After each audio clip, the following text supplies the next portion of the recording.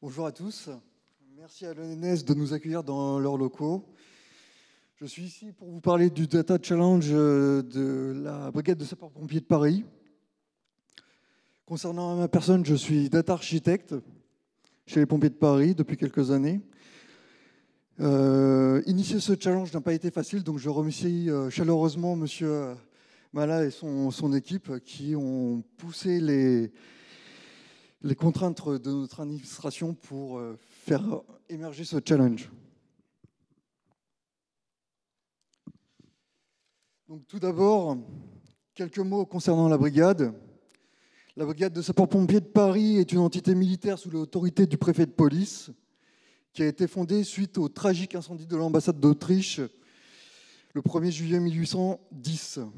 Suite à cet événement malheureux, la défense de l'incendie a été confiée à une formation militaire et officialisée par décret impérial de l'empereur Napoléon Ier, le 18 septembre 1811, avec la création du bataillon de sapeurs-pompiers de Paris. La brigade c'est aujourd'hui 8500 hommes et femmes assurant la protection de Paris et des 3 départements de la Petite Couronne, ainsi que des sites stratégiques du centre d'essai de missiles des Landes et du centre aérospatial de Kourou en Guyane.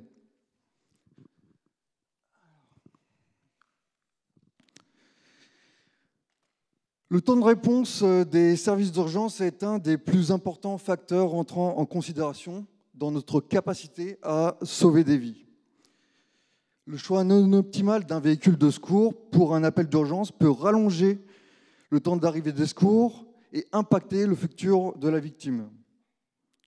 La connaissance des temps d'arrivée sur une demande de secours des équipes disponibles est donc critique pour atteindre une réponse optimale des services de secours. Malheureusement, à ce jour, bien qu'informatisée, la brigade engage ses moyens de secours toujours de la même façon qu'il y a 200 ans, c'est-à-dire avec une logique de sectorisation.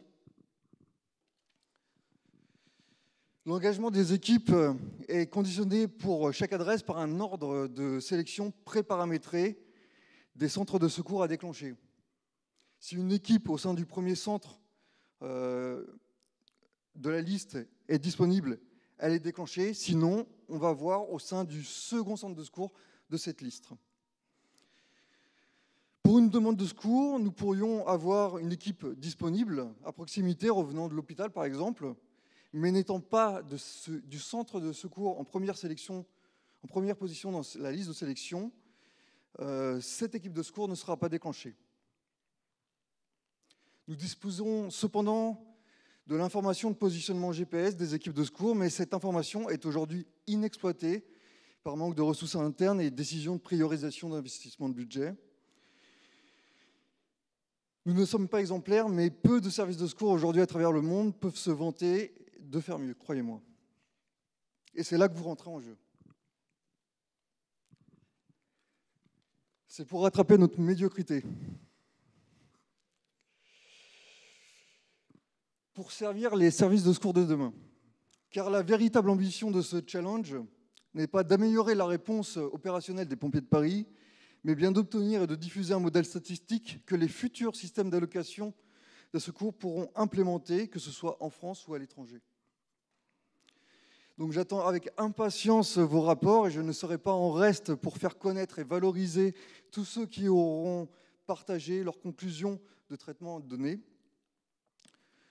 Je ne vais donc pas vous expliquer non plus les actuelles avancées d'un algorithme actuellement inexistant au sein du service de secours, mais je vais m'attarder un petit peu sur les paramètres de sortie ayant eu une petite confusion avec un challenger. Le fichier de sortie de ce challenge est constitué de 3 colonnes d'informations, mais uniquement la dernière est prise en compte pour le scoring. Le délai en secondes que vous avez à prédire correspond au temps de réponse des véhicules de sapeurs-pompiers de Paris pour arriver sur intervention. C'est-à-dire c'est le temps entre la sélection informatique au centre de traitement des appels et la présentation sur les lieux de l'équipe face à la victime. Information saisie via un poste portatif manuellement. Ce délai, on le décompose en deux valeurs, d'où les deux précédentes colonnes. Le temps d'engagement d'équipe, le temps qu'il faut pour la mobiliser. Si elle dort, eh ben, il faut qu'elle se réveille, qu'elle s'équipe, qu'elle allume le véhicule et qu'elle prenne l'adresse avant de partir. Et le temps de transit de l'équipe, donc du centre de secours, de son lieu de disponibilité, au lieu d'intervention, l'adresse.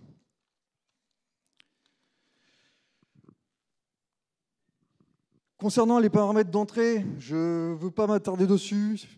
Il me semble qu'ils sont relativement simples, mais n'hésitez pas à me solliciter par email s'il y a de la confusion, s'il y a des choses que vous ne comprenez pas.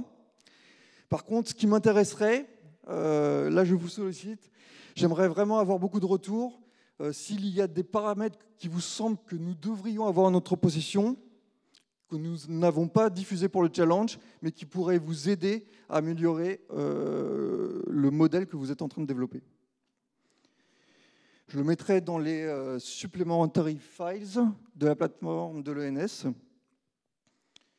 À savoir que ce fichier est déjà renseigné avec des temps estimés sur les dernières positions des engins.